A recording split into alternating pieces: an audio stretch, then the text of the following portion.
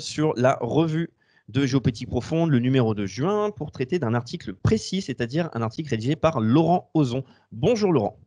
Bonjour.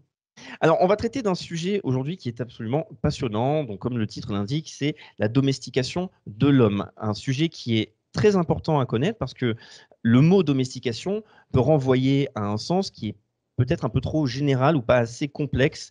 On se rend compte que, en fait, il y a des phénomènes dans notre rapport à la nature, que ce soit avec le monde animal, végétal ou même au sein même de l'homme, qu'il y a donc des processus pour tenter de maîtriser cette nature-là, pour atteindre certains objectifs. Et on peut se rendre compte, lorsqu'on creuse à partir de notions historiques qui peuvent paraître primitives, c'est-à-dire la maîtrise de certains animaux végétaux pour notre propre survie, que ça peut aller dans des domaines beaucoup plus complexes et qui peuvent affecter profondément l'homme dans son individualité, son rapport à la liberté et même à son efficacité.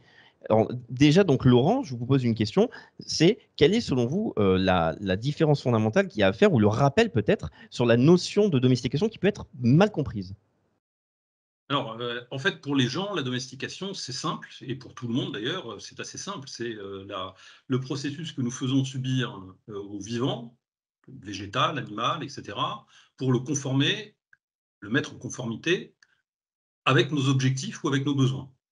Ça, c'est la c'est la domestication, entendue comme tous les gens le comprennent. En clair, c'est, intervenir par l'élevage, la reproduction ou le dressage sur un chien, par exemple, pour le rendre, plus adapté à nos besoins. Si notre besoin, c'est qu'il monte la garde, qu'il obéisse correctement et qu'il soit dissuasif pour la défense, par exemple, eh bien, on va, influencer, en quelque sorte, le domestiquer.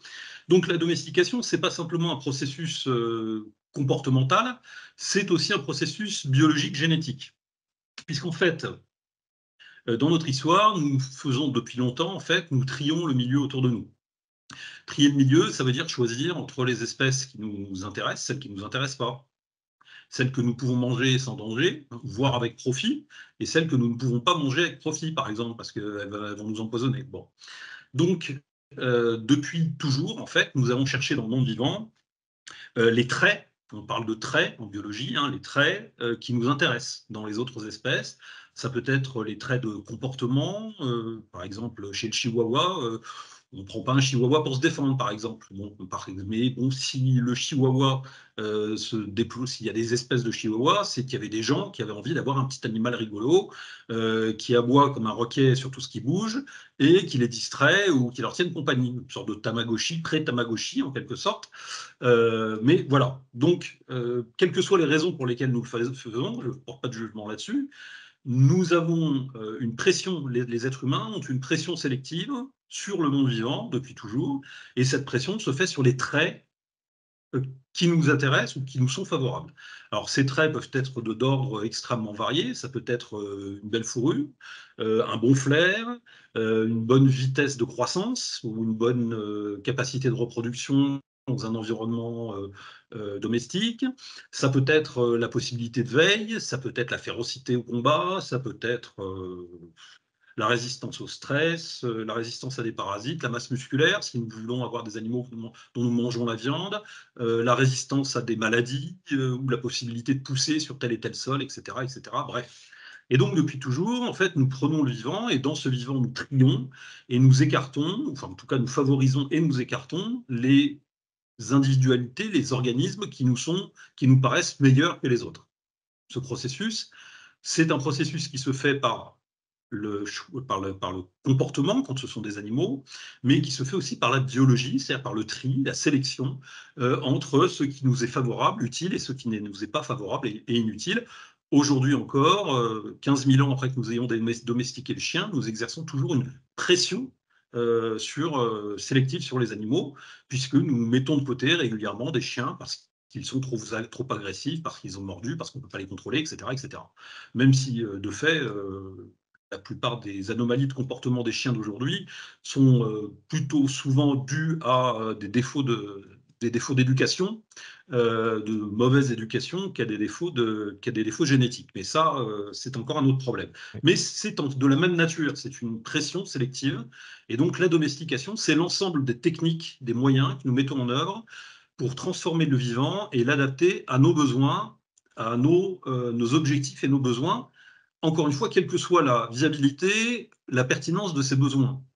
Le fait qu'on ait d'abord fabriqué les boxers, par exemple, qu'on ait créé la race boxer, qu'on ait orienté sa reproduction pour la chasse à l'ours, par exemple, en Allemagne du Nord, ne fait pas qu'il est aujourd'hui, que les gens continuent à le rechercher ou à l'aimer parce qu'il leur permet d'aller à la chasse à l'ours.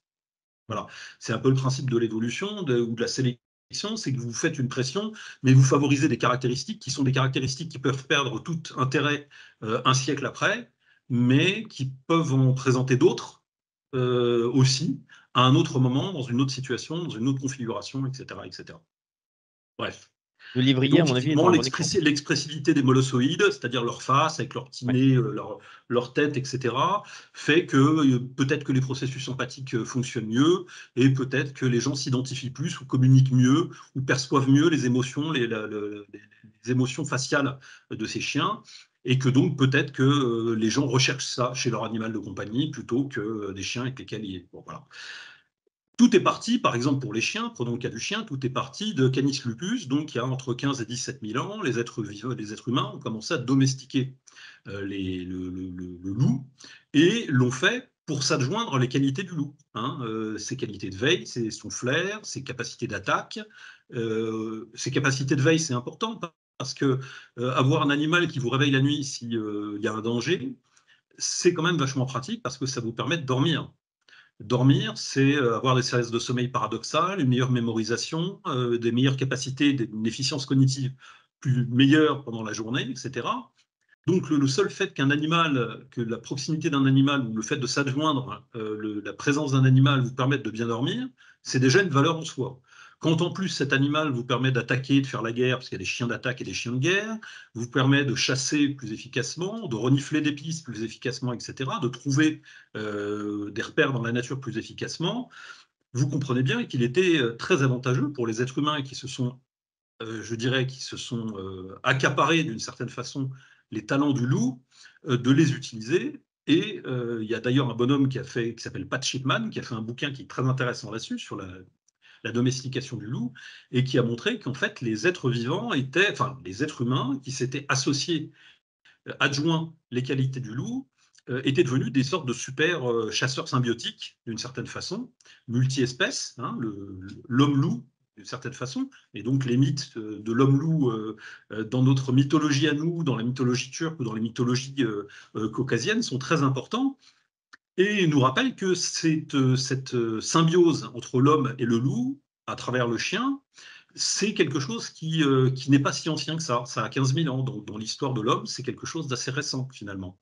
Et du coup, rendez-vous compte que ces tribus qui s'étaient adjoints les qualités du loup étaient beaucoup plus puissantes que celles qui ne les avaient pas, en termes de veille, de chasse, etc., etc. Bref. De la même façon avec les chevaux, hein, avec le mythe du centaure, hein, vous savez, cet animal moitié cheval, moitié homme.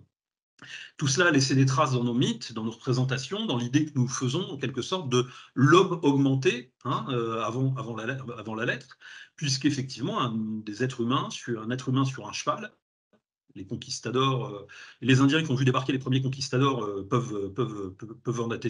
auraient pu en attester, mais les êtres humains qui se sont associés aux qualités d'autres espèces se sont vus augmenter de leurs talents, de leurs traits, d'une certaine façon, ont acquis de la puissance en le faisant. Euh, Parfois, ces symbioses cette domestication est quelque chose d'un peu plus fin, un peu plus subtil. Par exemple, la possibilité de continuer à assimiler les lactases après l'âge adulte, après le sevrage, chez l'homme. Il est clair que ça a été très favorable à certaines populations et ça leur a permis de continuer à se nourrir de façon efficace à partir du lait, par exemple, beaucoup plus longtemps. Et c'est une caractéristique génétique qui est passée en fait dans notre organisme, mais qui n'est pas passée, qui n'est pas venue toute seule. Ce sont des bactéries. Les bactéries, ce sont des êtres vivants. Mm. Parce que le monde vivant est organisé en trois domaines. Hein. Vous avez les bactéries, les archées et les eucaryotes. Hein. Nous sommes dans les eucaryotes, vous aussi. Hein. Vous êtes une eucaryote multicellulaire, comme moi, mais les bactéries sont aussi des êtres vivants.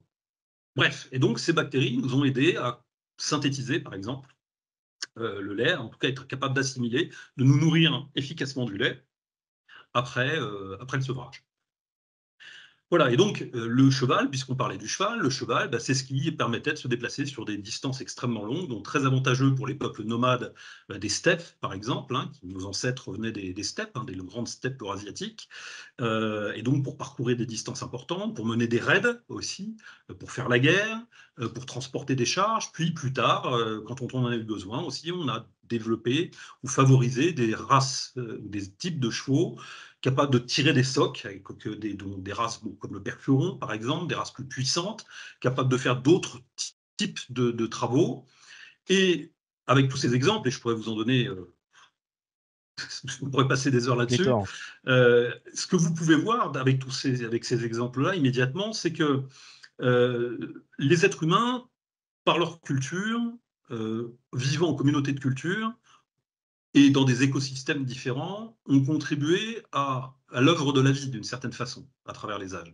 C'est-à-dire qu'ils ont transformé le vivant et l'ont fait selon des objectifs différents. Alors, on me dirait c'était toujours l'objectif de se nourrir, de se protéger, de chasser, etc. Mais ces objectifs n'étaient pas toujours exprimés de la même façon. Les communautés de culture ont exercé des pressions de nature différentes sur leur milieu, ont satisfait des besoins de nature différente avec des moyens différents et donc ont contribué quelque part à la typicité, à la diversité, au buissonnement du vivant.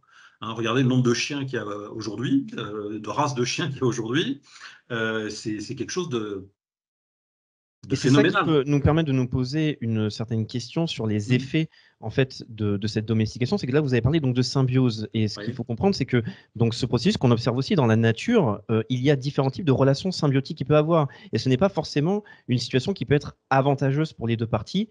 C'est-à-dire qu'il peut y avoir des effets très importants. Le cas du chien est un bon exemple, c'est qu'on peut passer du loup à un bulldog, mais aussi à un chihuahua. Et là se pose la question, petit à petit, on va pouvoir parler de la relation entre les hommes. Mais c'est que, par exemple, qu'est-ce qui s'est passé au niveau du chihuahua? Est-ce qu'il a gagné en compétences, en qualité, en traits, ou est-ce qu'il en a perdu de certaines caractéristiques? Et ça, c'est une bonne Alors, question à se poser. alors du point de vue du point de vue de qui? C'est toute la question. Exactement. Puisqu'effectivement, le but de la domestication est de conformer le vivant à nos besoins ou à nos objectifs. Or, ces besoins peuvent changer, varier. Je vous ai parlé du chien créé pour la chasse à l'ours tout à l'heure. Pourquoi est-ce que quelqu'un a décidé un jour de créer quelque chose qui s'approchait du chihuahua? Je ne sais pas trop. Pour être très franc avec vous, ça m'échappe. Mais une chose est sûre, c'est qu'effectivement, les processus symbiotiques que nous avons établis avec le chien, l'association symbiotique, la communauté symbiotique en quelque sorte, le symbionte, l'organisme collectif homme-chien que nous avons créé, est un organisme assez fascinant. Et effectivement, en écologie, il y a trois types de symbiose. Il y a les symbioses mutualistes, les symbioses commensales et les symbioses parasitaires. Parasitaire, ça veut dire que ça détruit une et favorise l'autre. Commensale, ça veut dire que ça favorise l'une sans affecter l'autre. Et mutualiste, ça veut dire que c'est profitable aux deux. Mm. Si on se base sur le nombre de descendants et sur la propagation des gènes et donc sur la descendance en quelque sorte d'une espèce, pour juger si un processus lui a été favorable ou non, on peut dire que ça lui a été favorable puisqu'il y a des espèces de chiens de variétés différentes dans toutes les parties du monde aujourd'hui. Et donc l'homme a propagé, avec ses propres gènes, a propagé les gènes de son symbionte, de son partenaire symbiotique, le chien, avec lui, le loup, dans les âges. Alors, après, vous pouvez porter un jugement moral a posteriori sur, ok, est-ce qu'il a bien fait, dans le cadre du chihuahua, par exemple. Certainement que la mamie à côté de chez vous, qui a son chihuahua qui lui tient compagnie, vous dira: oui, oui, il a vraiment bien fait. Bon, c'est Et le une chien question. répondrait d'ailleurs, moi, ça me convient car je peux continuer à survivre et ça crée Alors, une relation de dépendance. voilà, autre élément clé effectivement dans tout cela, c'est qu'une des caractéristiques de la reproduction, de la domestication, c'est qu'en adaptant, en triant par le contrôle de la reproduction ou par l'élevage, en domestiquant les espèces, nous les rendons propices à nos besoins, à nos objectifs, etc. Et simultanément, nous les empêchons, nous les privons progressivement d'une capacité de survie dans un environnement non humanisé à l'extérieur et sans nous. Et donc, nous créons un lien de dépendance, une perte de liberté fondamentale entre nous et ces espèces, qui fait que la plupart de ces espèces ne survivraient probablement pas dans un environnement non humanisé. Ça, c'est un processus qui est assez troublant parce que, évidemment, depuis tous ces siècles et ces années, les êtres humains se sont aperçus que nous transformions le monde de façon très efficace. L'homme augmenté, c'est pas une nouveauté, hein, lorsque nous adjoignons le chien, le cheval, etc., ou le bois de l'arbre pour faire des arbres, des arcs, etc. Lorsque nous prenons le monde et que nous le transformons pour faire nos besoins, pas pour faire nos besoins, pardon, mais pour nos besoins, lorsque nous transformons le monde, nous nous augmentons en quelque sorte, nous nous adjoignons des traits, des qualités, des protéines, des nutriments, voilà, de la fourrure pour avoir chaud, etc. etc. Et ça, ce processus-là, c'est un processus qui est ambivalent. Ambivalent, c'est-à-dire qu'il a des effets positifs, négatifs, bref, il a des effets différents et il n'est pas inintéressant d'y réfléchir. D'abord, premier constat, ce processus de domestication, nous ne l'avons pas appliqué qu'aux êtres à l'extérieur de nous, c'est-à-dire qu'à notre environnement exosomatique, à l'extérieur de notre corps. Nous l'avons aussi quelque part rendu, nous l'avons produit pour nous. C'est-à-dire le processus de domestication, c'est aussi un processus qui est un processus interhumain. Hein, puisque en produisant des sociétés de culture, en produisant des sociétés, tout simplement, des sociétés qui avaient leurs objectifs, hein, la guerre, la reproduction, le travail, ceci, cela, etc., etc., ou la résistance à certaines maladies. Les premières épidémies sont apparues en même temps que les premiers États, hein, on le sait, avec les phénomènes de concentration de population, etc. L'esclavage était important. Pourquoi? Parce que c'était un élément fondamental, parce que c'était la première force, la première puissance de travail, la première possibilité de produire de l'énergie, c'était la force musculaire humaine, etc. Bref. Et donc, depuis toujours, l'être vivant, l'être humain, n'a non seulement transformé les êtres vivants autour de lui, mais l'a fait aussi pour lui-même, d'une certaine façon. La culture a créé très tôt des processus de domestication. Hein, un lointain souvenir de tout ça, c'est que quand vous rentrez chez votre grand-mère ou quand moi je rentrais chez ma grand-mère, non, pour être franc, c'était plutôt chez la grand-mère d'un copain, la mienne n'était pas comme ça, mais qu'il fallait mettre des patins par exemple pour marcher sur son parquet, ou lorsque dans une cour de récréation on apprend aux gosses à aller voir la maîtresse au lieu de se bagarrer pour régler un problème, ou lorsque vos enfants prennent des cours de judo et qu'on leur apprend à saluer ou à respecter un certain nombre de règles, ou lorsque on a stérilisé des handicapés ou des criminels en Suède, aux États-Unis ou ailleurs, les siècles passés, etc. Tout cela, ce sont des processus de domestication. Hein, puisqu'elles ont transformé le pool génétique humain, elles ont mis de côté, en quelque sorte, elles ont fait sortir des êtres humains du pool génétique, processus de sélection, non naturel, mais culturel, parfois naturel, parfois culturel, mais simultanément aussi elles ont produit, les collectivités humaines ont produit des processus d'acclimatation, en quelque sorte, visant à prendre en main dès la naissance, dans une sorte de sphère de protection qu'est la culture, hein, la culture commune pour les hommes, c'est un peu comme notre atmosphère pour la biosphère, d'une certaine façon. L'atmosphère nous protège des rayons mortels de l'extérieur, et donc un certain nombre de bactéries, il y a quelques milliards d'années, ont permis progressivement de produire cette atmosphère qui nous protège. La culture fait un peu le même boulot, hein, pour les êtres humains. La culture nous a protégés en quelque sorte du vide de l'aquabon, nous a donné la possibilité de vivre ensemble, de transmettre des normes, des coutumes, des savoirs, et de le faire dans un endroit spécifique, avec une expérience spécifique du monde, etc., etc. Pardon, monsieur, je suis confus, j'ai garé mon briquet. On a aussi tendance à jouer avec le feu. Google, qui est une création de la CIA. L'équipe de Géopolitique Profonde vous donne le meilleur de l'actualité brûlante. Mais en échange, on veut un geste de votre part. Merci de ce geste d'amour, on vous le rendra. Ravi.